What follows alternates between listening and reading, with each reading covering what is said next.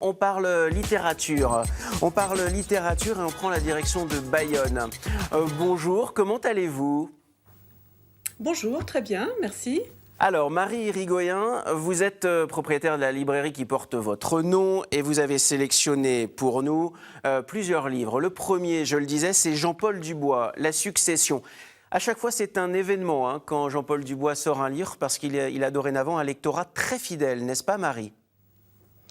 Oui, surtout que là, ça faisait 5 ans qu'il n'avait pas sorti de livre et quand même, on sait que c'est son 21e. Donc dans ce roman, on retrouve beaucoup de ses obsessions, de ses thèmes favoris, mais là, je crois qu'il atteint un sommet du genre. Donc de quoi s'agit-il? Nous avons un pelotari qui est médecin de formation, qui vient de Toulouse et qui a été recruté par le Rayalai de Miami, comme ça se fait dans ce sport. D'ailleurs, Jean-Paul Dubois nous emmène dans les coulisses de ce sport. Et donc il est très heureux là-bas parce qu'il oublie une généalogie familiale extrêmement lourde, marquée par une épidémie de suicide et d'autres particularités tragiques.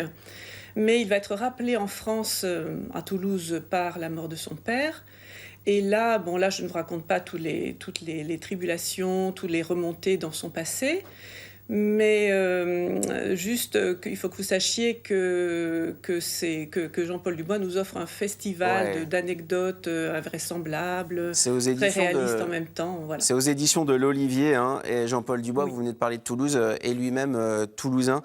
Il adore aussi aller à la rencontre de ses auteurs. Je précise d'ailleurs qu'il sera chez vous dans votre librairie à Bayonne le 14 octobre prochain, c'est-à-dire vendredi, comme vous avez de la chance.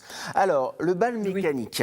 Là, on est vraiment dans un autre univers. L'auteur s'appelle Yannick Granek. Il faut nous parler de ce livre parce qu'on est dans les années 30, n'est-ce pas, Marie ?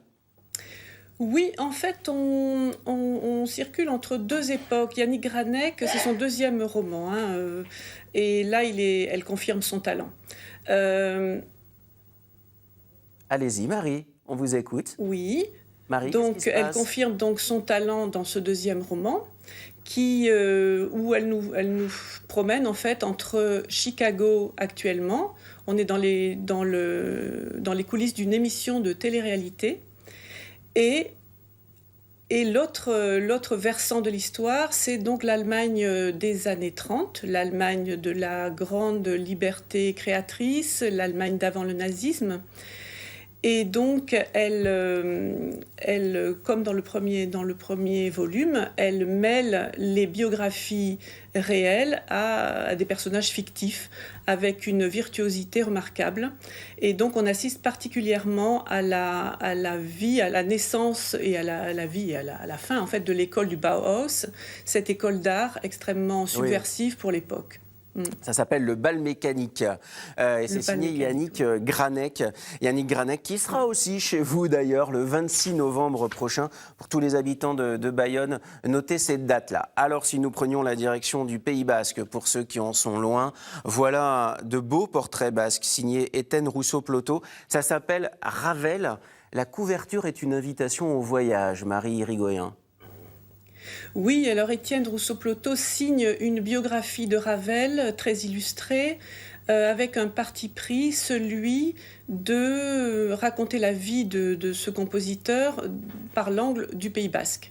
Donc on apprend beaucoup de choses dans le début du livre sur la vie à Cibourg, puisqu'il est né à Cibourg, et à Saint-Jean-de-Luz. Donc on remonte aussi toute sa généalogie. C'est très pittoresque, on va dire, très, très intéressant. Et ensuite, on a aussi beaucoup de précisions sur la vie mondaine et artistique de Saint-Jean-de-Luz dans les années 20-30.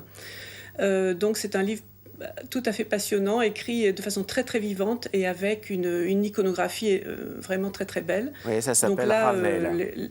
Oui, Atlantica a vraiment, Ouais. comme toujours, Atlantica, produit c'est quelque chose de la très, très maison beau. d'édition, hein, Marie.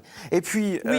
vous nous avez dit, mais voilà, moi je veux bien venir parler de mes livres, mais j'ai eu un vrai coup de cœur. Il date un peu, mais vraiment, c'est l'une des plus belles lectures de l'année. Elle est signée Isabelle Bunisset, ça s'appelle Vers la nuit. Là aussi, c'est un roman qui est publié chez Flammarion. Pourquoi Isabelle Bunisset, qui est bordelaise, hein, je crois, vous a tant Oui. plu, Marie? Oui, c'est une universitaire bordelaise spécialiste de Céline et ce livre m'a particulièrement impressionnée parce qu'elle a eu l'audace de se glisser dans les mots de Céline. On voit Céline à la fin de sa vie et avec les mots d'Isabelle Bunisset, il revient sur tout son parcours, en fait, tous ses engagements et toutes ces comment dire, toutes ces oppositions aux intellectuels français. Enfin, c'est un livre qui rend hommage à la langue de Céline, pour ne pas oublier que malgré les horreurs qu'il a pu proférer dans certaines circonstances, il est celui qui a transformé la littérature française, qui a fait venir le langage parlé Absolument. dans la littérature. Ça s'appelle Vers la nuit, c'est un roman et c'est signé Isabelle Bunisset. Merci beaucoup Marie Rigoyen. Oui. Je rappelle que Étienne Rousseau-Ploto sera aussi chez vous le samedi 10 décembre et qu'il viendra raconter Ravel avec deux musiciens. Voilà, il se passe plein de choses dans les librairies de notre région. Merci beaucoup madame.